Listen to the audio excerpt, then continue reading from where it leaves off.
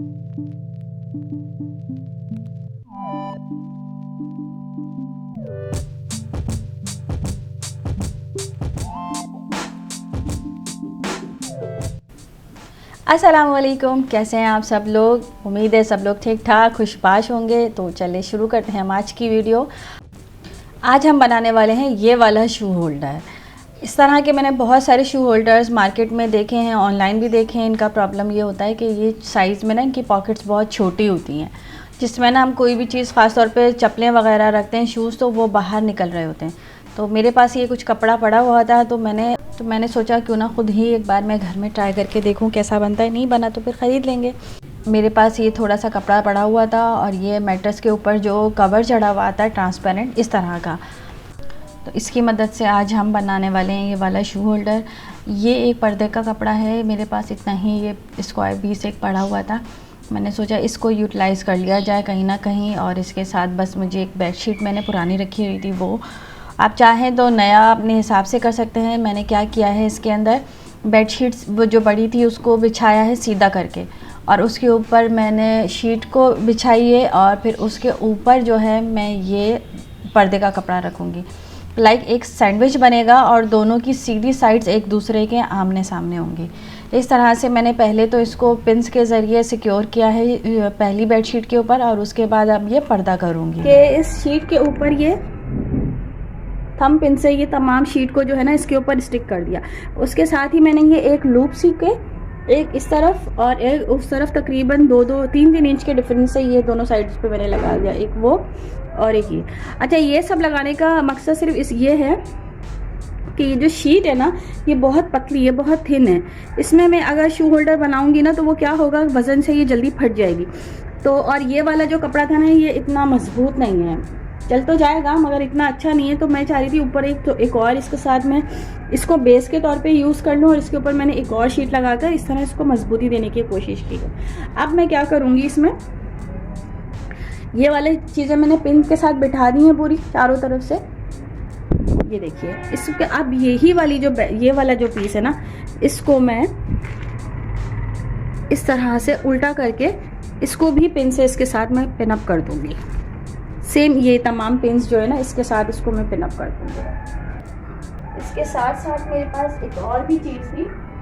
इसके साथ ही ऊपर ये जो पर्दे के ऊपर जो चुन्नी डली हुई होती है ना, ऊपर जो प्लेटें डली हुई होती है उसके अंदर ये बुकरम होती है। तो इस पर्दे में से ये बुकरम निकली थी, तो मैं इसका जो होल्डर वाली साइड है ना, जहाँ से मैंने इसको हैंग करना है, वहाँ पर जो है ना मैं इसको ये इस तरह से लगा दूंगी ताकि ये और मजबूत हो जाए और ये ज़्यादा टाइम हैंग हो सके। और दूसरा ये कि इसमें फिनिशिंग रहे, ये थोड़ा सेफ रहे, वरना वो लिजा हो जाता है, गिरने लगता है, झुक जाता है, वो बहुत बुरा लगता है। ये पिन्स इधर से निकालती जाऊंगी।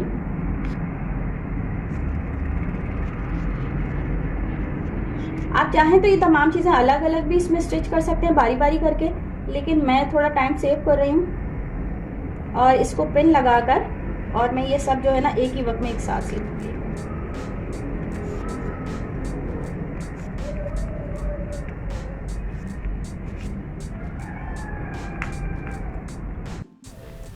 इस तरह से इसके मैंने तीनों साइड्स पर ये पिन्स लगा दी, ताकि ये जो बीच में शीट है ना उसकी वजह से ये सेटिंग्स इसकी आउट ना हो। और यू शेप में मैंने लगा दिया, नीचे की जानिब से मैंने ये खुला छोड़ दिया है, ताकि जब भी इसमें सिलाई की जाए ना तो नीचे किसी किस्म का भी बीच में झोल ना रहे जो इसकी खूबसूरती को या फिनिशिंग को ख़राब करे। तीनों तरफ से इस तरह से सिक्योर कर लेने के बाद बस इसकी आप सिलाई करिएगा, और सिलाई करते वक्त टांका मोटा रखिएगा, क्योंकि ये प्लास्टिक जो शीट है ना, जितना अगर आप बारीक टांका करेंगे तो क्या होगा, इसके ऊपर से सिलाई जो है ना वहाँ से ये फटना शुरू हो जाएगा, इतना ज़्यादा वो पायदार नहीं रहेगा।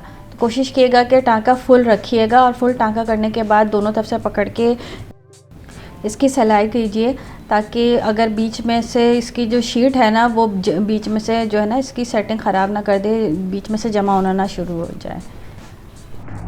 अब ये मैंने जो है देखें चारों तरफ से ना ये सिलाई मार दी है इसमें। अब मैं इसको सीधा करके दिखाती हूँ। ये देखिए, ये मैंने सीधा कर लिया, ये देखिए इस तरह ये मैंने सीधा कर लिया। देखिए ये शीट ऊपर आ गई है, वो जो मुझे बेडशीट चाहिए थी ऊपर वो इसके नीचे आ गई है, और वो जो मैंने अस्तर बनाना था वो सबसे नीचे आ गया। अब मैं इसके ये सारे कॉर्नर जो इसने दोनों, ये जो 3 साइड से सिया है ना मैंने, ये तीनों तरफ से ही इसको दोबारा से इसके कॉर्नर्स पे मैं सिलाई करके दिखाती हूँ आपको। ये देखिए मैंने ना एक कॉर्नर्स पर ये एक इतना तकरीबन 5 सेंटीमीटर या 1 बूट आप कह सकते हैं छोड़कर, और ये मैंने सारे पे सिलाई मार ली है। टाँका मैंने फुल रखा है क्योंकि ये शीट है, शीट की वजह से कहीं ऐसे ना शीट ख़राब हो जाए। बारीक टाँका करेंगे तो सबसे पहले यहीं से ही शीट फट जाएगी, तो इसलिए ठीक है। अब हम क्या करेंगे, इसके ऊपर ये हमारा बेस बन गई है, ये पूरी बेस बन गई है। अब हम इस पर शू होल्डर बनाएंगे। तो शू होल्डर हम किस तरह से बनाएंगे वो मैं आपको दिखाती हूँ।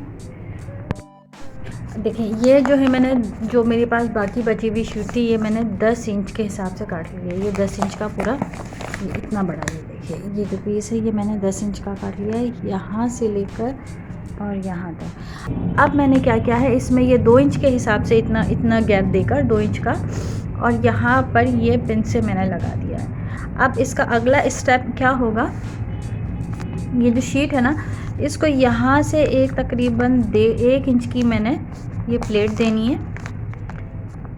ये प्लेट देकर यहाँ इसको मैं इस तरह से पिन कर दूँगी। देखिए ये 2 पिन है तो सिर्फ सिंगल शीट पर लगाई है मैंने, ये वाली और ये नीचे वाली। लेकिन ये वाली जो पिन लगाई है ये मैंने इस तरह से इसको ये प्लेट दे दी है, ठीक है। ये प्लेट देकर डबल इस तरह से, ये सिंगल यूं और ऐसे इस तरह से इसको मैंने प्लेट दी है यहाँ पर, और ये पिन से इसको होल्ड कर दिया है। इसके बाद क्या करूँगी मैं, आप चाहें तो आप निशान भी लगा सकते हैं इसके बाद से, यानी कि यहाँ से जो जहाँ हमारी ये प्लेट ख़त्म हो रही है, इसके बाद से मैं ये 5 तकरीबन इंच का लूँगी और यहाँ पर मैं दूसरी प्लेट दे दूँगी सेम वही तरीके से। लेकिन इस बार ये वाली प्लेट का मुंह मैंने इस तरफ करा था, यानी अंदर से अंदर की साइड पर थी नीचे से, और इस बार मैं नीचे से इसके अंदर की तरफ, यानी यहाँ से भी इसका रुख अंदर की तरफ है और यहाँ से भी इसका रुख अंदर की तरफ होगा। मैं दिखाती हूँ आपको। ये देखिए ये जो मैंने पिन लगाई है, ये देखिए यहाँ से भी ये इस तरह से ये अंदर की तरफ मोड़ के लगाई है।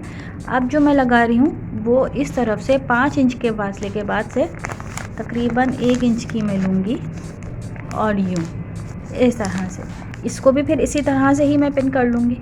अब देखिए ये यहाँ से भी मैंने इसी तरह से मोड़कर और इसको पिन कर लिया, और यहाँ से भी ये इसी तरह से ही कर दिया, ये पूरी मुड़ गई है। नेक्स्ट स्टेप इसका हमने क्या करना होगा, जब हम जैसे ये वाली अगले शू का इसी तरह से होल्डर बनाएंगे ना, तो वो भी सेम ऐसे ही यहाँ से यूं ही प्लेट्स डाली हमने, इधर से इस तरफ अंदर और इधर से इस तरफ अंदर, सारी प्लेट्स मैं आपको डाल के दिखाती हूँ। अच्छा देखिए ये सारे मैंने इसमें लगा लिए हैं, ये इस तरह से मोड़ कर, और एक पिन यहाँ भी लगा लिए ताकि सीते वक्त ये मुझे परेशान ना करे। ये तमाम सी लूँगी। इसको मैं अब क्या करती हूँ, ये इस तरह से ना ये और ये यू शेप में पहले मैं सी लेती हूँ, फिर मैं आपको दिखाती हूँ। ये देखिए ये मैंने अब इसकी ये तीनों साइड पर ये इस तरह से सारे पे सिलाई मार दी है। अच्छा, और ये पिन्स मैंने नहीं हटाई हैं अभी। इसका मैं रीज़न आपको बताती हूँ क्यों नहीं हटाई हैं, क्योंकि अब ये तो हमने सारा जोड़ लिया है, इसके अब हमने सेक्शंस भी बनाने हैं। ये जो मैंने प्लेट्स बनाई थी ना, ये दोनों प्लेट्स, ये और ये, इन दोनों के बिल्कुल बीच में ना यहाँ पे सिलाई मार दूँगी, लेकिन इसको ओवरलैप नहीं करूँगी। इस तरह ओवरलैप नहीं कीजिएगा बीच में से, यानी जो सबसे पहली नीचे लेयर है ना उस पर सिलाई लगेगी। ये जो 2 हमारी लेयर्स जो मुड़ी हुई हैं, जो हमने प्लेट लगाई हुई है, इस पर सिलाई नहीं आनी है, ठीक है ना, इधर बीच में सिलाई आनी है। एक सेकेंड मैं आपको मार्किंग करके दिखा देती हूँ। रेफरेंस के लिए मार्किंग ज़रूर कर लीजिएगा। मैं भी कोशिश करूँगी कि मार्किंग कर लूँ, क्योंकि जब ये मैं लगा रही थी बाद में मुझे अंदाज़ा हुआ कि मेरा ये थोड़ा टेढ़ा हो गया, ये ऊपर की तरफ चला गया है यूँ। ये जो है ना यहाँ से जो शुरू हुआ ना, ये यूँ जाना था, ये यूँ चला गया, तो ये थोड़ा ऊपर हो गया है। चले खैर, ये तो मेरा फर्स्ट ट्राई था, नेक्स्ट टाइम कभी बनाऊंगी तो ख्याल से करूँगी इसको। अच्छा, तो ये ज़रूर ख्याल कीजिएगा, मार्किंग कर लीजिएगा। अब मैं भी ये भी सेंटर की भी मार्किंग ज़रूर करूँगी। ये देखिए ये यहाँ से, अच्छा ये पूरा, आप चाहें तो ये पूरा सेक्शन सिलें, चाहें तो इतना छोड़ दें, ये आपकी अपनी चॉइस है। मैं कोशिश करूँगी कि मैं ये पूरा सियूँ, यहाँ तक सी दूँ पूरा जितना मुझे चाहिए। ये मैंने 10 इंच की ये मैंने पूरी लेंथ 10 इंच की ली थी, जितनी मुझे टोटल सिलाई समेत, ठीक है। और ये मैंने 5 इंच का बनाया है, इसमें प्लेट्स अलग से हैं। जो मैंने डायमीटर ये वाला टोटल लिया, जिसके अंदर 1-1 इंच की प्लेट अंदर मौजूद है। अब मैं ये बीच की सारी सिलाइयाँ लगाकर आपको दिखाती हूँ कि ये किस तरह से रेडी हो रहा है। ये भी मैंने सिया ना, सब में मैंने मार्किंग कर ली थी, ये देखिए, ठीक है। मैंने क्या किया है, यहाँ से लेकर और यहाँ तक पूरा सिल लिया, और ये मेरी इस तरह से ये पॉकेट्स रेडी हो गई हैं, ये इस तरह से। मैं इसको फ़िलहाल जो है हैंग कर कहीं पर और चेक कर लेती हूँ कि ये पॉकेट सही बनी है नहीं या नहीं, ताकि जब मैं बाकी की पॉकेट्स बनाऊँ तो उसमें वो मिस्टेक्स ना हो जो मैंने इसमें की हैं। सिर्फ चेक करने के लिए मैंने इसको टेम्प्रेरी यहाँ पर हैंग कर लिया है। अच्छा खासा हैंग हो गया है, ये बिल्कुल भी बीच में से लटक भी नहीं रहा है। और एक चप्पल भी मैंने इसकी पॉकेट में रख दी है। ये थोड़ी मोटी चप्पल है, मोटर सोल की अच्छी खासी जगह ले रही है, ताकि सिर्फ ये चेक करने के लिए कि अगर हम कोई बड़ी हील वाली या ऐसी कोई चप्पल इसमें हैंग करते हैं ना, तो वो कितनी जगह लेगी और होगी भी इसमें हैंग या नहीं होगी। तो मुझे लगता है ये अच्छा खासा हो रही है। मेरे पास ज़्यादातर स्लीपर्स ही हैं, इसमें 1 2 3 4 5 पॉकेट्स बनी हैं। आप चाहें तो थोड़ी बड़ी करके 4 भी बना सकते हैं। मेरे पास इतनी ही मेजरमेंट में कपड़ा मौजूद था, तो मैंने इतना ही हिसाब से ये बनाया। आप चाहें तो इसको छोटा या बड़ा भी अपने हिसाब से बना सकते हैं। अच्छा, मैंने इसकी दूसरी लाइन जो बनानी है, दूसरी लाइन की जो पॉकेट्स लगानी है, इसकी इस बार मार्किंग कर ली ताकि बिल्कुल स्ट्रेट ये लगे। सेकेंड थिंग, मैं एक चीज़ और सोच रही थी कि अगर किसी के पास इस तरह की ट्रांसपेरेंट शीट्स ना हो, या वो कहाँ से फिर अरेंज करें या कोई काम करें, तो इसके लिए 2 ऑप्शंस हैं। एक ऑप्शन तो ये है कि आप कोई मैचिंग कपड़ा ही लेकर और कपड़े की तरह से पॉकेट्स बना लें। दूसरा, अगर शीट ही लगानी है क्योंकि उसकी क्लीनिंग इजी होती है, तो उसके लिए क्या करना है, इस तरह से आटे के ये जो बैग्स आते हैं ना, चीनी के, आटे के, चावल के, अक्सर ये वाले बैग्स आते हैं, इनका जो प्लास्टिक है वो भी बहुत अच्छा होता है। मैंने ये 5 पॉकेट्स बनाई हैं। इसमें मैं 4 पॉकेट्स बनाऊंगी, और इसकी लंबाई भी मैंने बड़ी कर दी है, क्योंकि जब मैंने इसमें वो चप्पल रखी थी तो मुझे लगा था वो छोटी है, तो ये 10 इंच की बजाय इस बार मैंने ये 13 इंच लिया है, ताकि ये सिलाई वगैरह में भी इधर से थोड़ा सा निकल जाएगा, तो जितना वो बचेगा वो चप्पलों में आ जाएगा। और इसकी इस बार मैं 4 पॉकेट्स बनाऊँगी, ठीक है। तो मैंने कहा कि यही मैं लगाकर और बनाकर आपको दिखाऊं, इसका रिव्यू भी दे दूं कि कितना अच्छा होता है, ये कितना रिलायबल है ये वाला बैग, इसको यूज़ करना चाहिए या नहीं।